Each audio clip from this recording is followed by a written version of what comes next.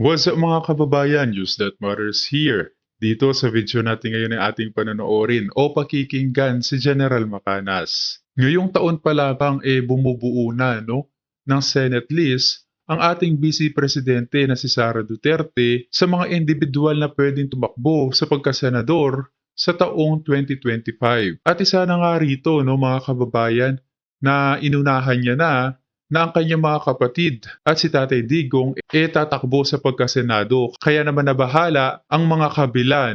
Dagdag pa rito na tinitignan din di umano ni Vice President Sara Duterte sina Attorney Vic Rodriguez, Attorney Trixie, Attorney Harry Roque, Attorney Glenn Chong, na talaga nga naman napakagaling pagdating sa batas at napakaangas pagdating sa pagtuligsa sa mga kahayupan ng ating gobyerno. Kung kaya naman masaya ang puso ng maisog rally sa balitang ito na sana matuloy nga mga kababayan. Pero itong BFF ni VP Sara Duterte na si Senator Amy Marcos tila'y wala sa kanyang listahan. Na paano kaya?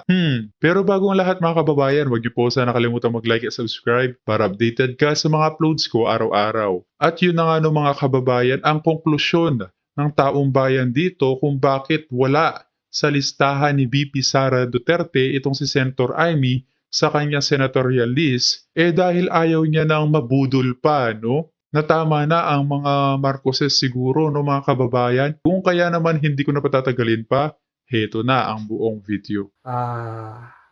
Yung chances na mananalo si Senator Amy ngayon na medyo alanganin na ang kanyang posisyon. Marami akong nababasang dapat comments lang. na namamangkas siya sa dalawang ilog. Correct. Walang stand. Pumapabor sa salita, pumapabor sa mga Duterte, loyal sa Duterte, kailang kulang naman sa gawa. Correct. Tapos kinukontra din niya ang mga palisiya ng kanyang kapatid. Yung foreign policy, lalo na. Ayaw na Kung ganyan lang naman din si Senator Amy, wag na. Ang kailangan natin isang senador na makakapagbigay aksyon sa mga problema sa bansa. Magandang araw mga kaibigan.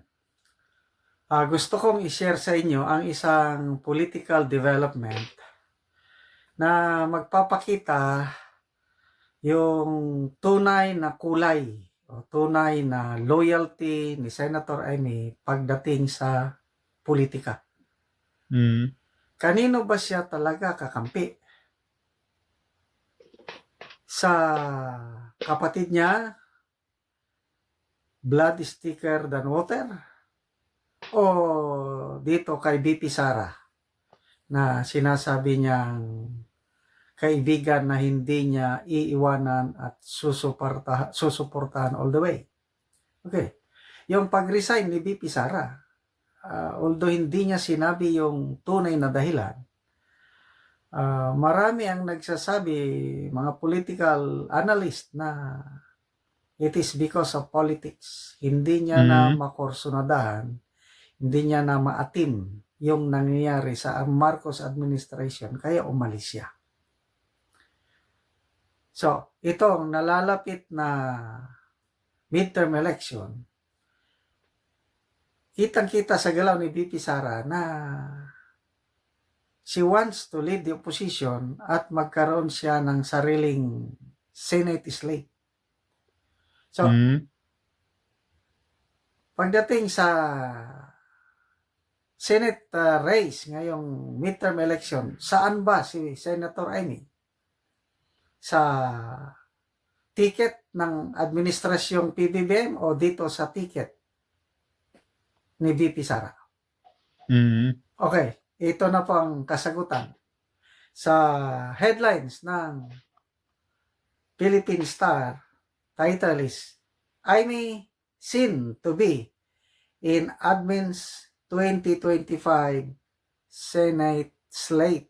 Okay? So, sigurado na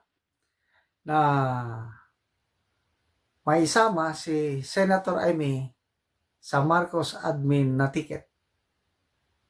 May napanood akong pahayag ni Senator Amy na alanganin siyang mapasama sa Senate slate dahil sa andami daw sobra 50 daw ang nakalista doon sa admin slate. Kaya alanganin kung Grabe. mapasok ako doon. So, gusto niyang makapasok sa admin. Hindi, wala siyang binanggit dito sa binubuo ni VP Sara. So, dito sa balita, assured, Senator Amy Marcos is assured of a slot in the administration senatorial slate in the 2025 polls. So, sinong nagsabi nito? Okay. Ang nagsabi, kapartido ni Senator Amy sa Nacionalista Party. Si Surigao del Norte Representative Robert Barbers. Nagkaroon na po ng alliance ang Nacionalista Party at ang Partido Federal ng Pilipinas na ang chairman ay ang Pangulo. So, Barber said the alliance has no official candidates yet for the senatorial race next year, but he has no doubt that the senator, being a member of the Nacionalista Party, will be included in the administration's senatorial bet. So, ako, I agree with Congressman Barbers kasi pagdating na dyan sa alliance, may kanya-kanyang kota. Siyempre, Correct. 12 senatorial bets, Partido Federal, may nating 4. Lakas CMD, 4. Ano pa yung mga ibang okay. Nationalista Party, 2. Mayroon pa yung National Unity Party, 2. Mga ganun. May kanya-kanyang usapan yan kung ilan ang i-field ng bawat partido. So, kung 2 ang slate ng Nacionalista Party, ay sigurado pasok si Senator Amy kasi matagal ng Nacionalista Party itong si Senator Amy. Loyalist yan ng Nacionalista Party. So, ano ngayon ang masasabi ni VP Sara na ang considered niya na best friend magiging doon sa opposing side. Basta nagbitiw na ng pahayag si VP Sara na she will form her own senatorial slate. Kaya nga, siya ang nagbanggit na si VP Sara nagbanggit na ang tatay niya, PRRD, 2 niyang kapatid, tatakbo sa Senado sa 2025. Although may kinontra ng kaunti ni PRRD na huwag kayong maniwala kay Sara, ay tingnan natin. Kasi nag-react ang iba't ibang grupo nung i-announce ni VP Sara yun. Medyo na-alarma sila. Correct. Sa tingin ko, malakas itong 3 Duterte kung tatakbo sila. Agree. So, sino pa kaya ang ibang kung tatakbo 3 Duterte?